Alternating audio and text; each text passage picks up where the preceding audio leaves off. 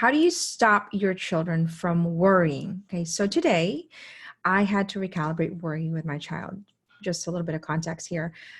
My 3 and 4 year old like to hide, and so in the past, when my children or my older children would hide, I am pretty calm. Like I really don't kind of get overly stressed, and I don't really even like that word. But for some reason, when my children are hiding, I would start to kind of like hyperventilate. And it was this weird thing because my mind would go to places, what if what happened, and it was something that I knew I was doing. And I really had to kind of go into, when I had a child who basically was gone for like 20 minutes, he was hiding as a joke. And it really kind of set me off on a spiral. And then another child would do it.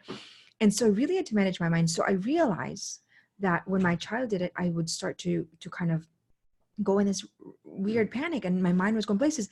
And which is interesting because I know what was sort of happening, and I couldn't for some reason get my mind to get to that place of recalibration. And I think I wasn't even seeing as something that I needed to do at one point, because it wasn't happening all the time. It was, every 6 months. It was sort of the sporadic thing. And here's the thing, my little 3 and 4 year old now is playing games. And so I think I must have kind of get frustrated with them and went into this experience of like, where are you? You cannot do that, And I noticed that my 10-year-old was actually wiring the same sort of like panic skill. Panic is not a word we use in our house, but I was noticing it. And so in the last 2 weeks, she literally would stop her schoolwork and say, Mom, where's Vivi and Aoife? Where's Vivi and Aoife? She would be in the middle of dinner, and if Vivi went to the bathroom somewhere else and she couldn't find them, and we try to keep everybody in dinner, she's like, Mom, I need to go find them. And literally like 5, 10 times a day, she would say, Mom, where are they? And and so I was letting her aware of her response to worry, which I felt responsible for. I knew where she was getting it. She was getting it from me. This is why I say anxiety is very contagious. And even though I don't use that word, that's what was happening with me. I don't use that word with my children. I knew that's what was happening with me. And so this morning, she stopped her schoolwork, what she was doing, and she was actually getting upset with my daughter because she was hiding, or she wasn't going outside with them. And I said, Pia, she can go outside. I mean, she's free. We're right here. Like, she's like, no, Mom, I need to watch her. And so I literally had to give her a breakdown of, and she knows this because we teach this stuff, that, Pia, I need you to understand what's happening in your brain. You are now starting to wire worry. Okay. And I need you to become aware of it so that you don't actually develop a habit of worry, which will then really inhibit you from being present in your moment. Case in point, you left your schoolwork. You couldn't be present because you're worried about your sister.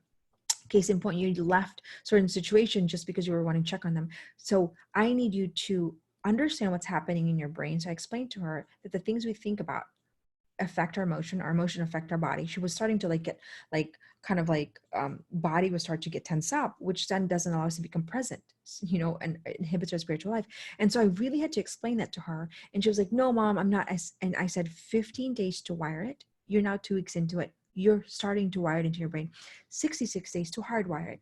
I am responsible for you developing resilient skills so that you don't live a life of worry someday. And so it really made me reflect and making sure that I don't develop, that I stop being, I stop reacting when my children hide, because kids hide. I also need to also teach my children to say, make sure that, you don't hide, so that I'm not looking for 15 minutes. I know where you are. And they hide in like closets because they think it's a fun game. So I really need to manage them. But really, I needed to recalibrate Pia. So today she wrote a script 50 times, and it's on my desk, and I can't even share with you.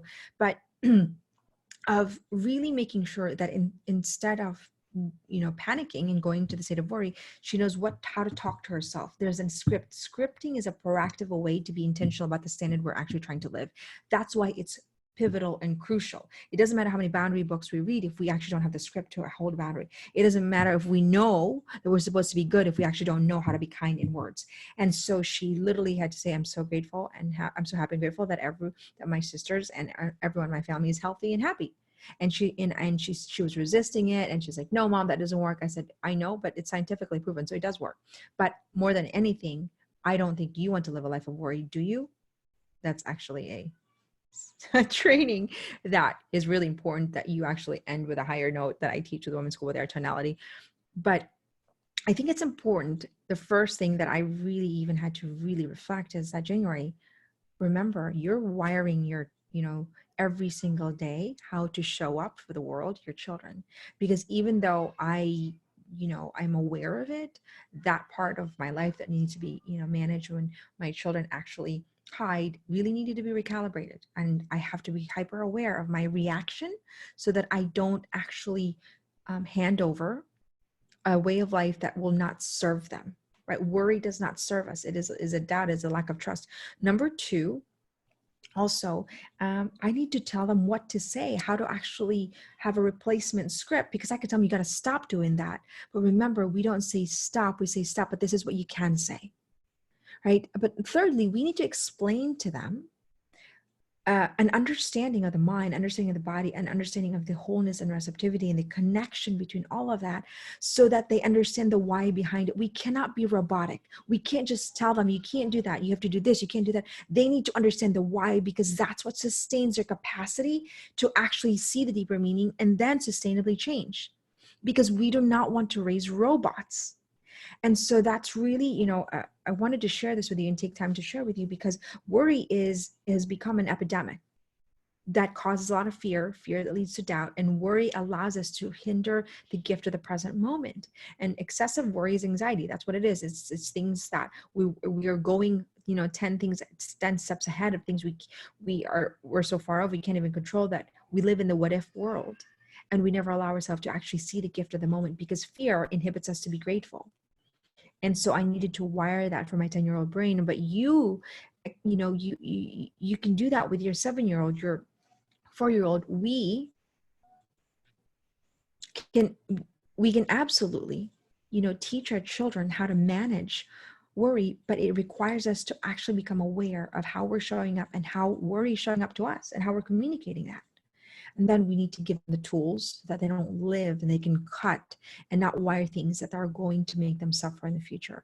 And so that's what we do in the Women's School. It's a very integrated formation, but I wanted to share this with you because it's an important learning. And as I go deeper into, the formation that I think is necessary for women, I think that we have to be hyper aware at every God-given moment, the opportunities and the ways in which we can form and transform our children, because it's like a vortex out there, and the world is constantly, I think, charging against our mind. It is the loneliest place to be. And if we don't give our children and ourselves tools, then we cannot give what we do not have. So it has to begin with us. So I hope that serves you. Thank you so much. January with Women's Transformation. Be very intentional about your own growth, because you cannot give what you don't have. And we need to change the world together, beginning with our own world and then our children's world.